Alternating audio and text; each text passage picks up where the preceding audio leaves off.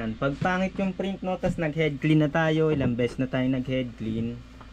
Ayan, inalis ko na yung damper no, tinignan ko tong ano, hinigop ko to para umakyat yung ink. Hinigop ko to no, wala tong hose, tas hinigop ko rito no para umakyat. Ngayon, para siguradong ano, gagamit ako ng cleaning solution no, bubugahan natin. Bugahan natin ng cleaning solution. So dapat may pansalo. May pansalo dun sa ilalim ng head, no? Pwedeng tissue, pwedeng bond paper na malinis. Yung bond paper. Itiklop lang natin yung bond paper, no?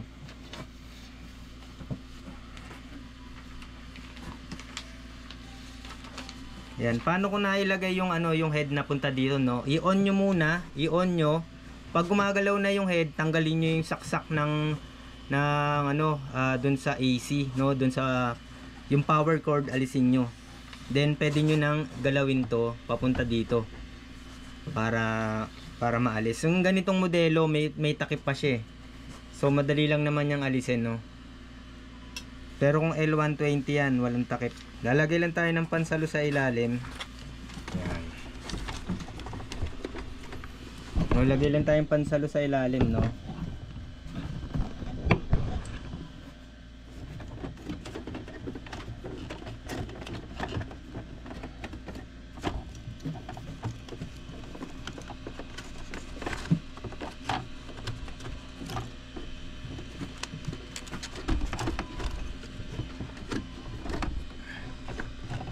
Yan.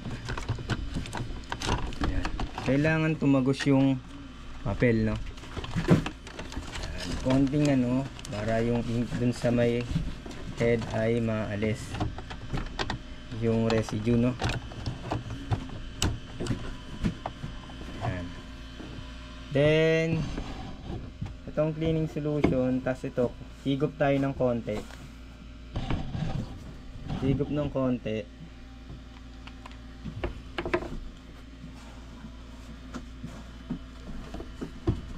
Higop lang tayo ng konti, no?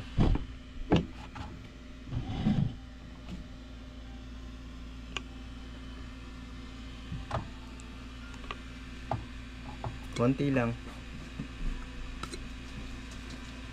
Yan.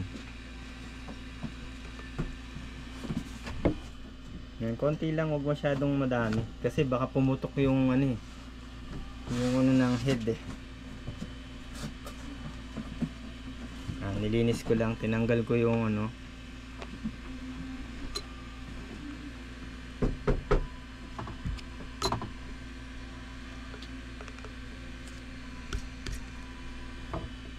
Yan, yan. Tapos yan, alisin na natin muna tong ano. Hindi kasya yung kamay natin, no? Yung kulay black ang may problema eh. Tapos insert natin dito, no. So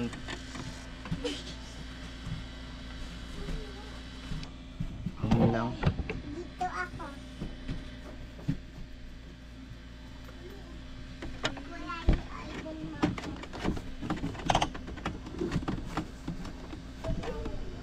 Tapos medyo sagaba lang to, no, kasi hindi maalis yan. Mahirap alisin yan, di tulad ng L3110, madaling alisin, tsaka mga L3210. So ingat lang dito kasi pagka binigla niyan pumutok, talsikan yung cleaning solution. Dapat hindi yan matigas, kasi pag sobrang tigas niyan, barado na yun. Yun, no?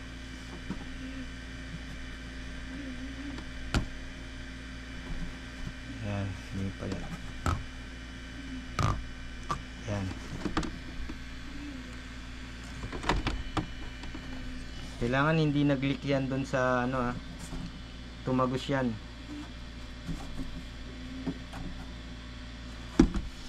Yan, wala naman leak, no? Yun.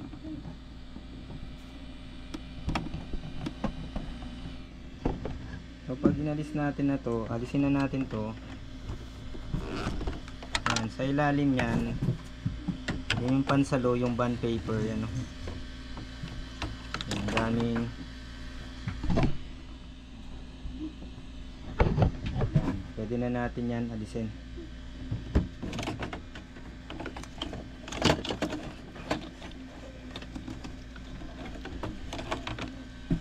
Ay, sayang hindi.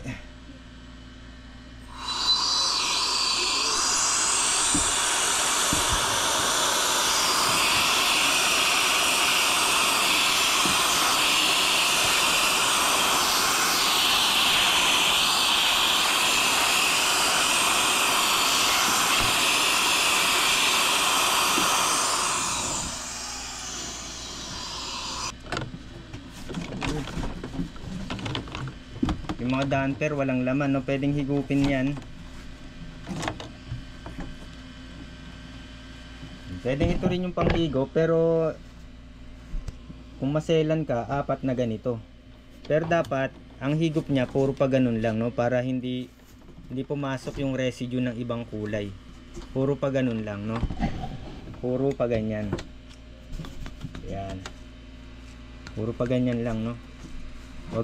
Wag nyong ibubuga kasi maghahalo yung kulay. Yan.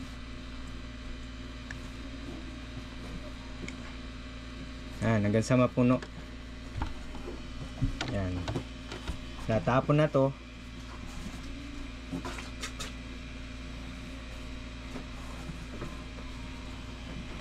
Yan, check na rin natin yung iba.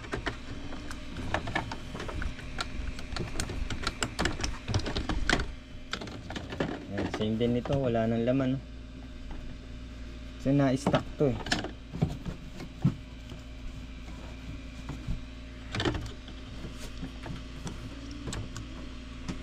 Yan. Yan. Kailangan puno.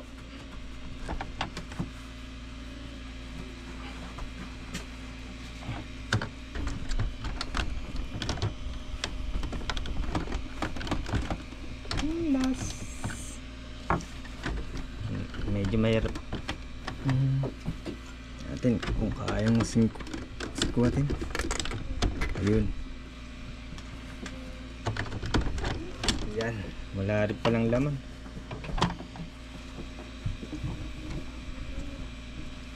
Pero pahatak lang, no, mga ka-printing, no. Puro pahatak. Ayan.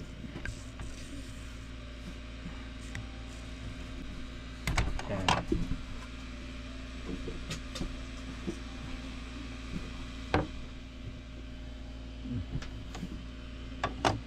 Okay, balik natin.